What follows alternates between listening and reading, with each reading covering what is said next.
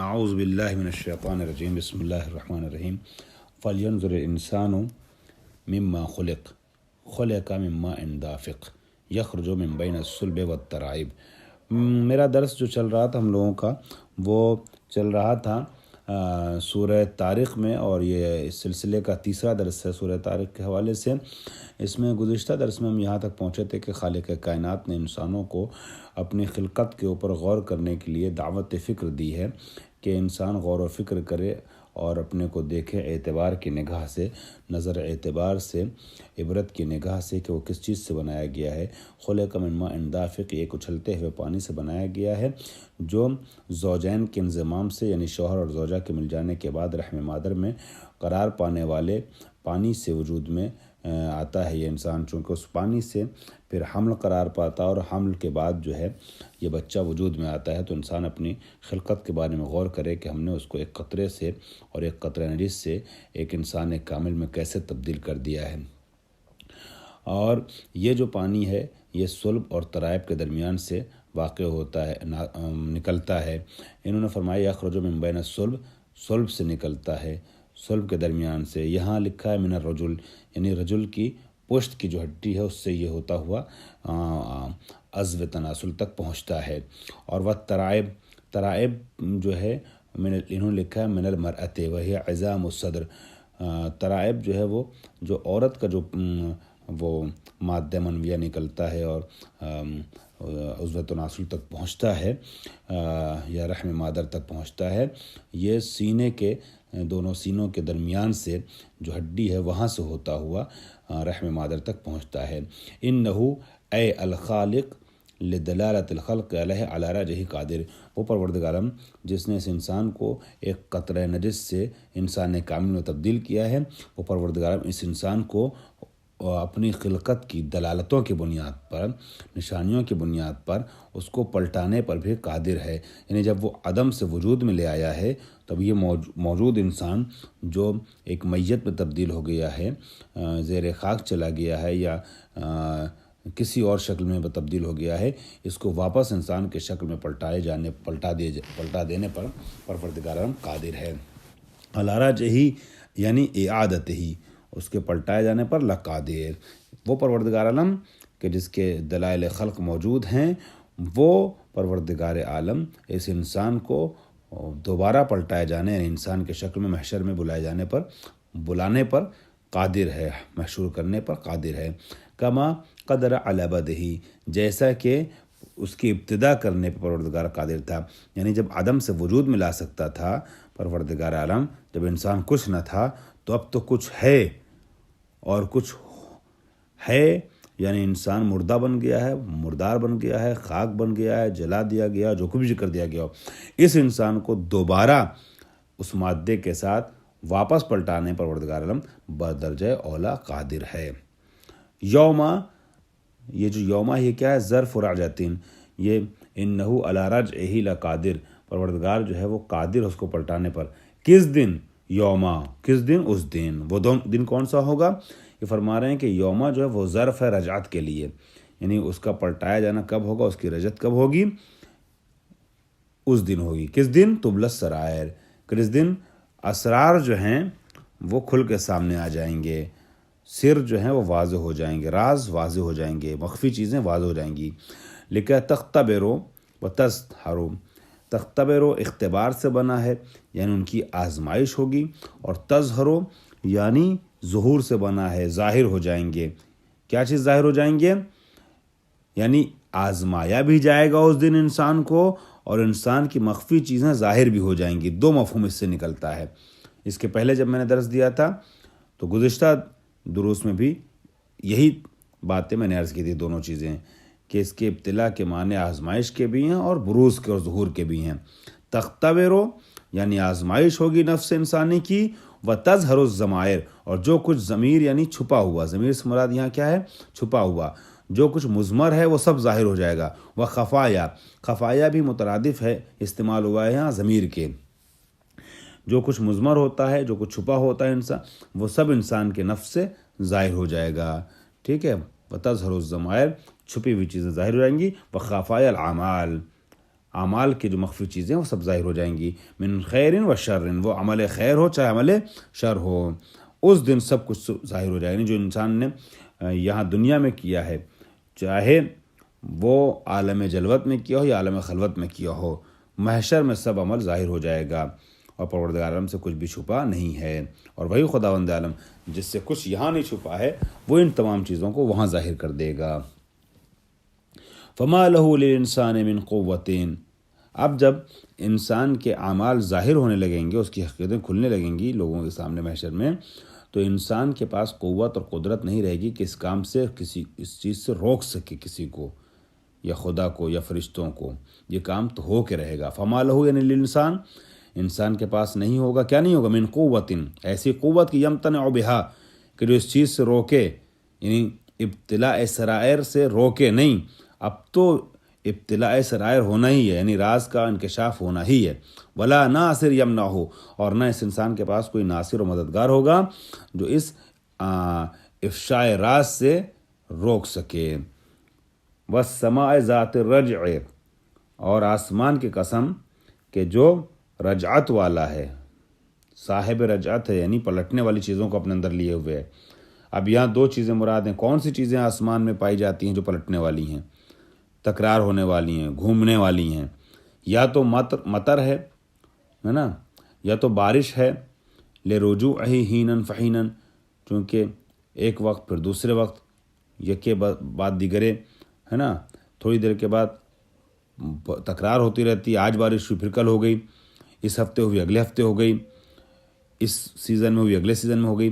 تو یہ جو مطر ہے، بارش ہے، یہ رجعت کرتی رہتی ہے.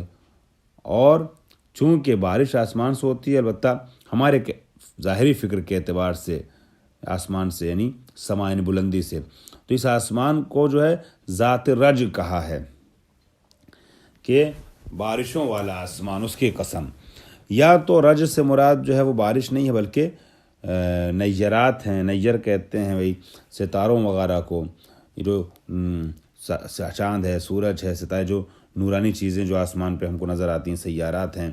چونکہ یہ نیرات جو ہیں یہ ترجع بعد مغیبها، غائب ہوتے ہیں پھر نظر آتے ہیں، جو غائب ہوتے ہیں پھر نظر آتے ہیں، یعنی ایک بار ہم کو دکھائی دیتے ہیں پھر نہیں دکھائی دیتے. تو یہ پلٹ کر کے آتے ہیں، رجعت اس میں پائی جاتی ہے. اور یہ نیر کہاں ہوتے ہیں؟ آسمانوں میں ہوتے ہیں، آسمان میں. لہٰذا کہا گیا اس آسمان کی قسم کہ جس میں نیرات پائے جاتے ہیں، جو صاحب رجعت ہے، یعنی نیر پلٹنے والے، پلٹ کے آنے والے ستاروں کو اپنے اندر سمیٹنے والا آسمان. اور زمین کی قسم، کون سی زمین کی قسم؟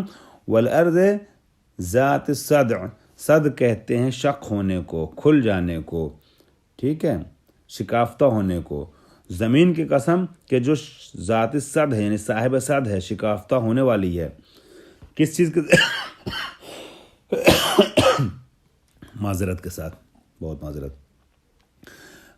کس چیز کے ساتھ؟ الشق بالبنات والانہار، زمین میں شق ہوتا ہے، انشقاق ہوتا ہے، شگاف و شکافتگی ہوتی ہے. یا بالنبات، نبات کے ذریعے سے، یعنی پیڑ پودے وغیرہ درختوں کے ذریعے سے، یا نہروں کے ذریعے سے. تو وہ زمین کے جو نہر اور درختوں کے ذریعے سے شگاف کو قبول کرتی ہے، اس زمین کی قسم. انہو، انہو یعنی قرآن، لقول فصل، یہ جو باتیں ہم کہہ رہے ہیں یہ قرآن کی آیتیں ہیں، اور یہ قول فصل ہے. قول فصل مطلب کیا ہے؟ فاصل بین الحق والباطل، یہ حق اور باطل کے درمیان فاصلہ کرنے والی چیز ہے. وما ہوا بالہزل، اور یہ کوئی شوخی نہیں، ہنسی مذاق نہیں ہے. باللعب بل هو الجد، یہ ہزل یعنی کھیل والی چیز نہیں ہے، ہنسی مذاق کی چیز نہیں ہے، بلکہ یہ جدی اور سیریس چیز ہے جو کہی جا رہی ہے.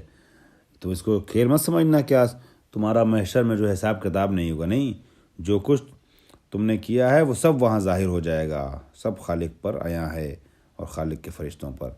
اور یہ ہنسی مذاق بھی نہیں ہے بلکہ یہ سیریس والی باتیں ہیں. بے بخشید. انہم اے الکفار یکیدون کیدن، کافروں کا کیا کام ہے؟ یکیدون کیدن، یہ کافر جو ہے وہ مکاری کرتے ہیں، مکر و فریب کرتے ہیں۔ یحتالون فی ابطال امرک، یہ حیلہ کرتے ہیں، پورا مکر اور فریب کرتے ہیں اے نبی آپ کے امر کو باطل کرنے کے لیے، مگر کافر لاکھ حیلہ کریں ان کو کامیابی نہیں ملنے والی۔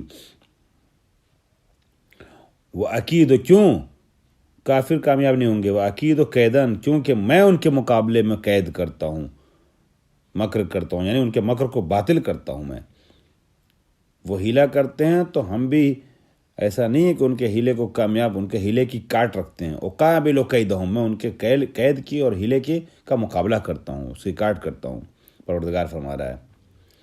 فَمَهِّلِ الْكَافِرِينَ، اے نبی آپ زیادہ سوچیے نہیں، پریشان نہ ہوئیے، ان کو مہلت دے دیجیے، ابھی تھوڑا سا چھوٹ دے دیجیے، پھر تو ان کو ہماری گرفت میں آنا ہے۔ فَمَهِّلِ الْكَافِرِينَ أَمْهِلْهُمْ، مَهِّلِ الْكَافِرِينَ کے لیے تاکید ہے، یعنی مَهِّلِ الْكَافِرِينَ کا معنی جو ہے وہی أَمْهِلْهُمْ کا معنی ہے، ان کو کافرین کو مہلت دے دیے۔ رویدہ نے کتنی مہلت دیجیے؟ بہت زیادہ نہیں، امہالاً قلیلاً، امہالاً ایسی مہلت دیجیے کہ جو کم ہو، قلیلاً اجلہ، اس کی مدت جو وہ کم ہو، وہ چاہے یوم بدر مراد ہو یا روز قیامت مراد ہو، یعنی آج آپ اس کو ان کافروں کو مہلت دے دیجیے، چھوٹ دے دیجیے، لیکن یوم بدر یعنی اسلام کی پہلی جنگ تو تھوڑی مہلت ملی، لیکن پروردگار عالم جو ہے وہ ان کافروں کو جو آپ سے مقابلہ کرنے آئے، جو واصل جہنم نہیں بھی ہو سکے اور فرار کر گئے اور آپ نے ان کا پیچھا نہیں کیا، ان کو انشاءاللہ پروردگار عالم جو ہے وہ محشر میں سخت سے سخت عذاب میں مبتلا کرے گا۔ یہ تو ہو گئی مختصر تفسیر سورہ طارق کی مکمل۔ اب اگلا سورہ ہمارا سورہ اعلیٰ ہے۔ بسم اللہ الرحمن الرحیم۔ سبح اسم ربک الاعلی الذی خلق فسوی، ذرا سا دیکھ لیتے ہیں ترجمے کے اعتبار سے اس کو۔ اپنے بہت بزرگ، برتر اور پاکیزہ پروردگار عالم کے نام کی تسبیح کیجیے، جس نے پیدا کیا اور برابر کا بنایا، متوازن بنایا، درست بنایا۔ خلق فسوی، والذی قدر فہدی، والذی اخرج المرعی فجعلہ غثاء نحوا، جس نے تقدیر معین کی ہے اور پھر ہدایت دی ہے، اسی پروردگار نے رہنمائی کی ہے، جس نے چارہ بنایا ہے، مرعا یعنی کھانے پینے کی چیزیں، ٹھیک ہے، چارہ گھاس وغیرہ جو انسان کھاتا ہے، پھر اسے خشک کر کے سیاہ رنگ کا کوڑا بنا دیا ہے، یعنی اسے خشک کر کے گھاس پھوس میں، بھوسے میں تبدیل کر دیا ہے۔ فجعلہ غثاء نحوا، اس میں بعض کلمات کی وضاحت ہے، انشاءاللہ اگلے درس میں کروں گا۔ سنقرؤک فلا تنسى الا ما شاء اللہ انہ یعلم الجہر وما یخفی، ہم ان قریب آپ کو اس طرح پڑھائیں گے کہ بھول نہ سکیں گے، مگر یہ کہ خدا چاہے کہ وہ ہر ظاہر اور مخفی رہنے والی چیز کو جانتا ہے اور خوب جانتا ہے، ٹھیک ہے۔ وَنُيَسِّرُكَ لِلْيُسْرَىٰ، إِنَّهُ يَعْلَمُ الْجَهْرَ وَيَخْفَىٰ، جو ظاہر اسے بھی جانتا ہے، جو مخفی اسے بھی جانتا ہے۔ وَنُيَسِّرُكَ لِلْيُسْرَىٰ فَذَكِّرْ إِن نَّفَعَتِ الذِّكْرَىٰ،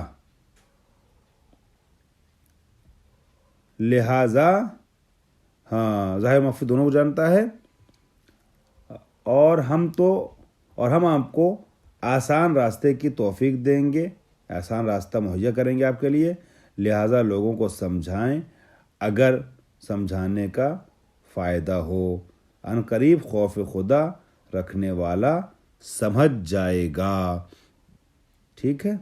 سیذکر من یخشی، یہاں تک ترجمہ ہوا، انشاءاللہ اگلے درس میں ترجمہ اور پھر باقی کلمات کی وضاحت پیش کریں گے۔ والحمدللہ رب العالمین۔